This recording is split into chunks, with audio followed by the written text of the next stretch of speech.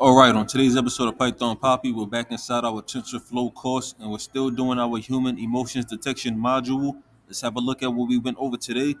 Yesterday, if you recall, we went over residual blocks, and today we're going to pick up where we left off, but we're going to do a little more light reading.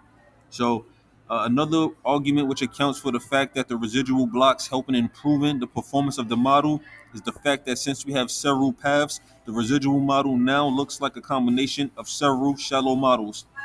So it looks like we're combining different shallow models, which when combined produce what we call an ensemble of shallow models, which help in making the overall model much more performant as compared to when we just have a single path. Now to better understand how the one by one convolutions work, let's look at this example. In this example, we will have a 10 by 10 input size and output size grid. So this is our input 10 by 10, and this is our output 10 by 10. We also have one weight. So we have one weight moving through our input grid, moving one space at a time. Now this one weight moves through each and every pixel value. So as our weight moves through our 10 by 10 input grid, we will notice that the input is the same shape as the output. So whatever shape our weight produces here in the input gets mirrored here in the output. So whatever shape we obtain here by moving our weight through this input grid will get mirrored in this output grid, and we'll have the same exact shapes. Now that's how that's working there.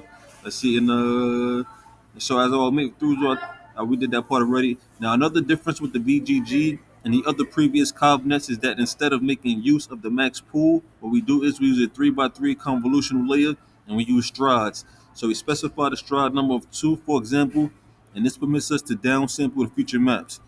Now that's pretty much what we went over for the day. We just built more on top of the residual blocks, and we dove deeper into what things we were going to be using with that and how to help our model perform better.